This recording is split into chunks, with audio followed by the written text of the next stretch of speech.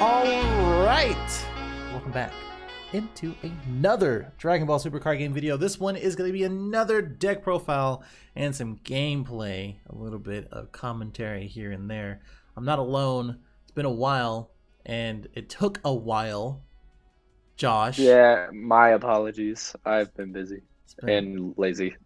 Oh my god. This is featuring Golden Frieza with all the new Set 10 stuff, including all the starter deck stuff. So basically, if you want to play a different leader other than the starter deck Frieza, and you want to play something degenerate with Golden Frieza, put those two in combined, and here we go. So what you got to say about this, Josh? I honestly think as an energy manipulating type player that Golden Frieza is better than the Green Frieza structure deck leader, but that's just my playstyle. A lot of people would 100% disagree with that, but this deck can do so many things in like 1 or 2 turns, whereas the other leader, you're just trying to push the game as long as possible. So if you like to do a lot of stuff every turn, this is going to be the version of Frieza's army that you want to play. Okay, cool. So first off, the multicolored engine is only the ultimate cell. It's pretty self-explanatory. You get 12 energy on board, and you play him, and then you do big boy things. So for the important stuff, we got first the 1-drops on both end. They're your draw power, search engine, everything. For almost every single card in the deck is searchable off of the Zarbon. And the Chilai can summon almost everything in your deck. So both of them are extremely useful, but you are primarily using them to pop and draw early on. Your life takers are the next from the outside. Infernal Frieza is obviously the worst one out of the two, but Dodoria gives this leader an insane power spike. You want to see as many as you can early game, unless you're against a deck that can out aggro you. But Dodoria being a double striker can be used really well against Unisons. It can be really good at aggressing as hard as you can. And then it lets you awaken fast, which if people play properly against this leader, they don't really want you to awaken because you get too much advantage on the backside. Next is the cards that are purely what made me want to play this leader. Zarbon is obnoxious. Probably the best tournament pack card that we've gotten in a long time. You can constantly summon it and make sure that your opponent's hand is around like 4 cards. And if you cycle it right, you can then use it with other cards that we will be going over in a little bit afterwards. The best Unison, in my opinion, is probably Demigra Unison. It is very generic, but the reason it's so good is that it's a turn 1 Unison, which makes that Frieza counterplay playable on turn 1. And if people don't know that it can't die, they swing at it and it awakens you, which is even more powerful.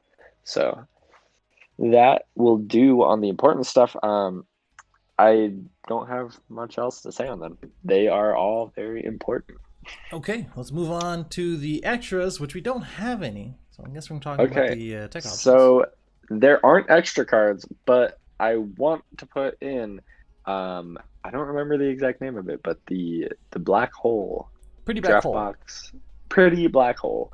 That negate is very good. I want to shout out Kevin for putting me on to it. I thought it was green leader specific, but I'll move on.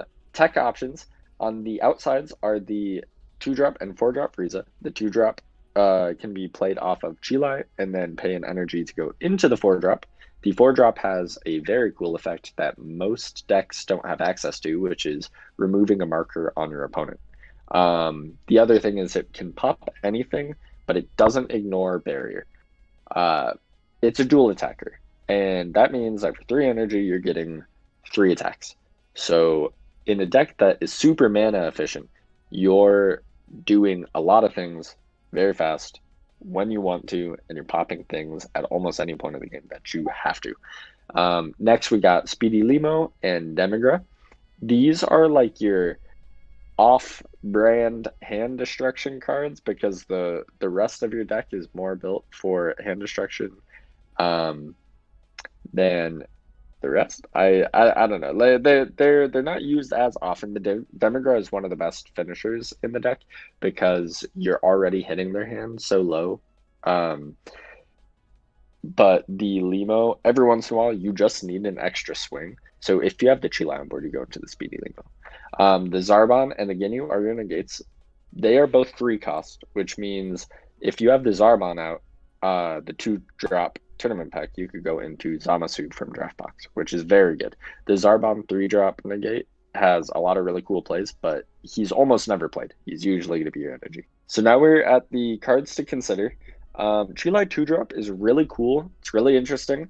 I wouldn't recommend it because it's a little bit slow on the end of when its effects will all go into play.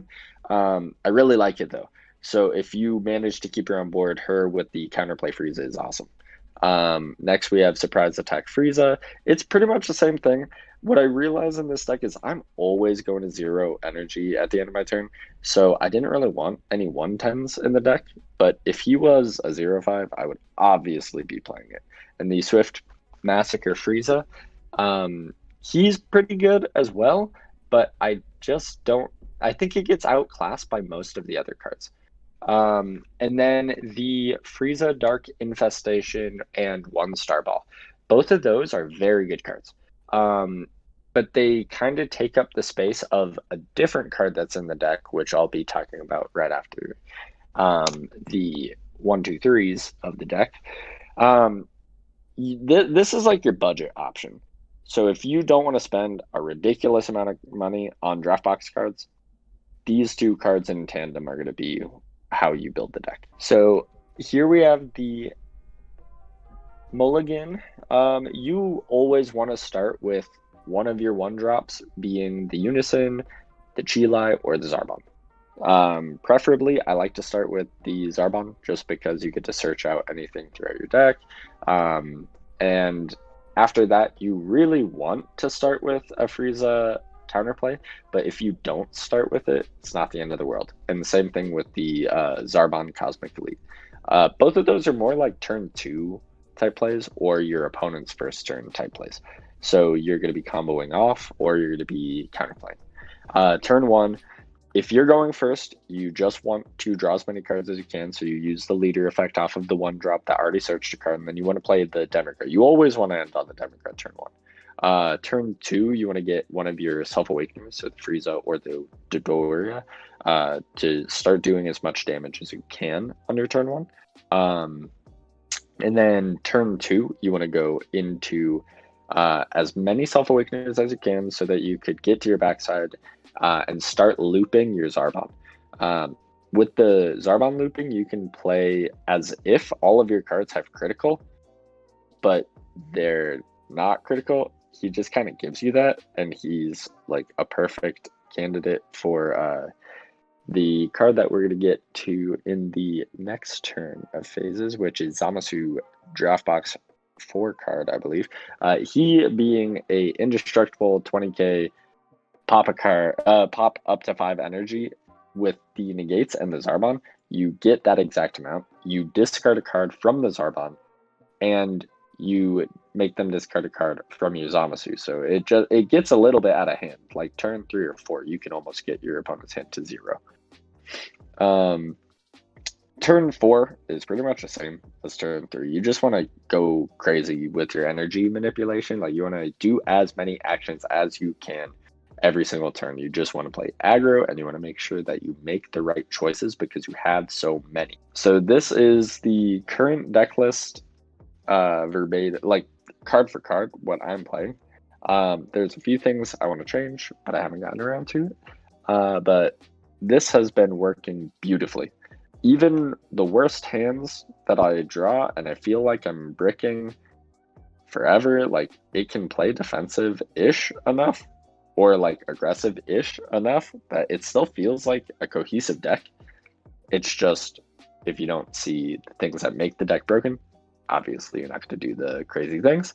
The pros of the deck is how explosive it is. It has hand destruction. it has pretty good defense, and it has a ton of draw power. Also, you can use your energy how you please with this deck, pretty much. The cons is crit. You don't really play extra cards, so like sometimes that actually is a big deal.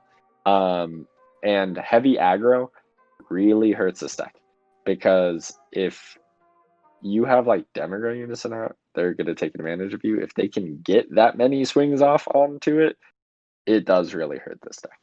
Okay, now we're going to go to the gameplay in which Josh will commentate.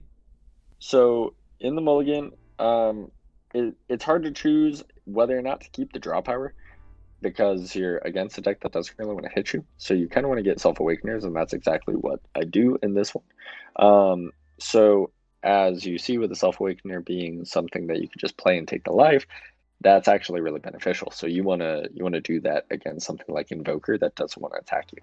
But you also want to be able to set up as much aggression as you can when you're against it. So that going into the Unison, which he can't get rid of, is perfect. Then passing over to him, he's probably not going to do anything, because Invoker really doesn't do anything on turn 1. But if he decides to attack, which I don't believe he does, he will be taking a life from Golden Frieza.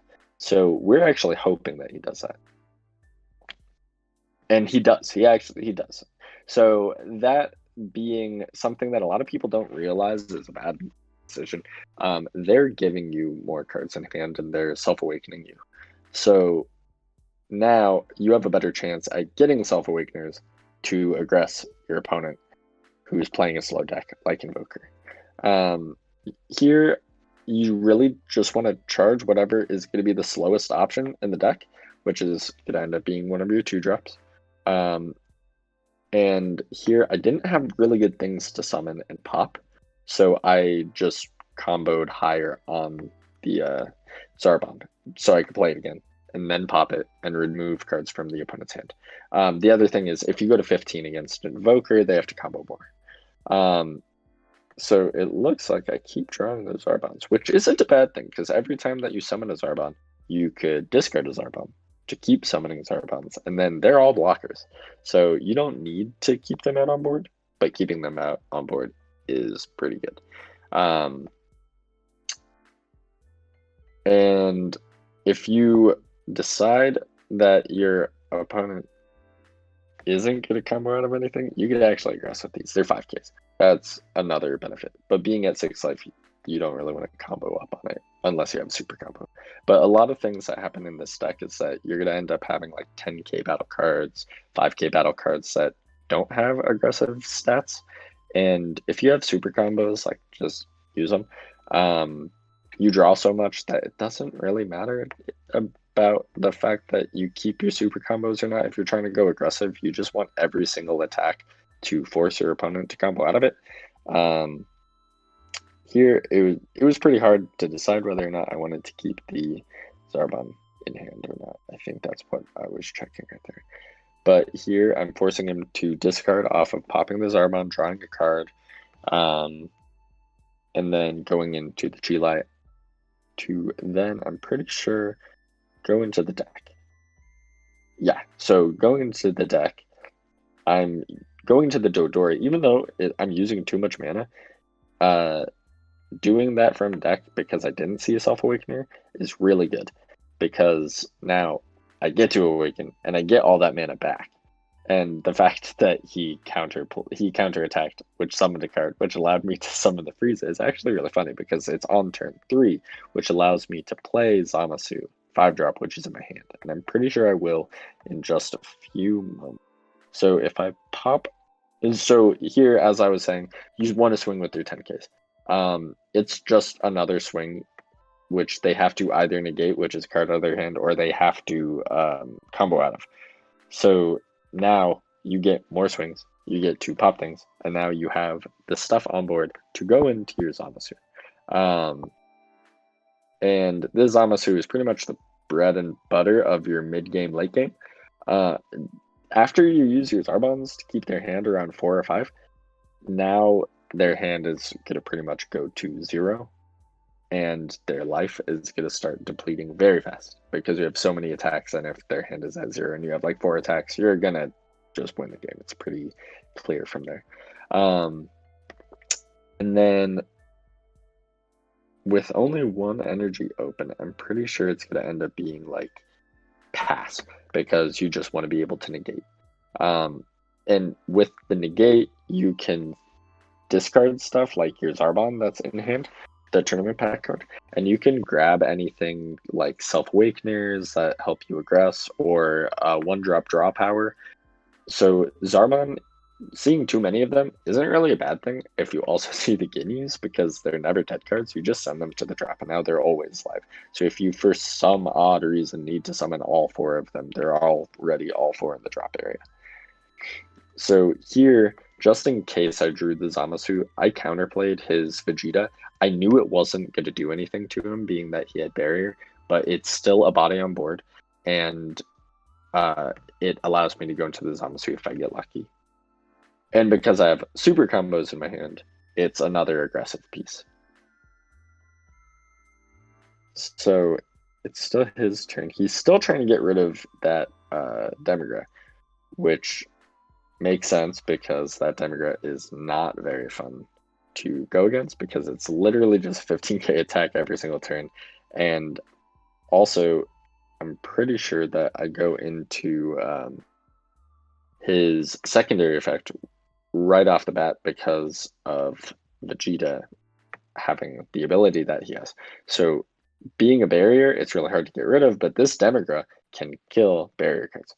So going immediately down to 1 and popping it now allows me to do whatever I want for my entire turn. He can't really interrupt it unless he uses all the cards in his hand for like Dimension Magic or Sensu Bean. So now with 4 open energy, you technically have like 6 open energy. So the deck can start going off. He still has 5 or more cards in hand, so going to the Zarbon is going to be really good. So I kind of left the Zarbon out to taunt him into using too many cards to try and get around the Zarbon, which didn't work per se, but it also did. So he is noticing that I'm trying to go into another Zamasu potentially, so he gets rid of that counterplay, which I didn't have one, so it didn't matter too much. So a lot of it is like me doing feints. Like I'm just trying to trick him into wasting too many resources. But now I'm pretty sure once I run into something that can do that 1 energy tapping, I will pop the Zarbon and force him to discard if he didn't overextend defensively. So paying 2 with the Chile. Looks like I'm going into the 2-drop. Yeah, so for this type of play, it's just to get more and more and more and more swings. So playing this allows me to get 3 swings off of the 3 energy that I exerted. So popping the Zarbon, now he has less cards in hand for the aggressive play. So he only has 1 life. And because he only has 1 life, being able to summon a 20k dual attacker with a massive hand is really good. And I still have 2 energy up. So I most likely have game because I also have a Chile on board and I have a Lean. And I also have the 1-drop in hand that I can then just summon and go into another 1-drop and just keep attacking with 1-drop. So even your Chile could win you the entire game because their hand is going to be so low against something that can swing so many times. So as I was saying, with the dual attacker 20k being such a oppressive piece when you get their hand to like 4 left, he was only at 1 life. So there's most likely no chance in hell that he's going to be able to combo out of your 20k if you combo even half of your cards in hand. But so many cards in the game right now can pop defensively that you only want to go kind of mid-range. And because you have so much energy, you could just keep summoning 1-drops after that play and try to win off of those. So that being said, I hope all of you guys enjoyed the deck list. I hope you guys try it out. It's really, really fun. And I hope you guys find all the little kinks to the deck and annoy your opponents, because this deck is great. All right, cool. Well, if anything, leave a comment below. You have any questions? Leave a like, dislike, join the Discord, all that other stuff, and we will see you in the next one. Later.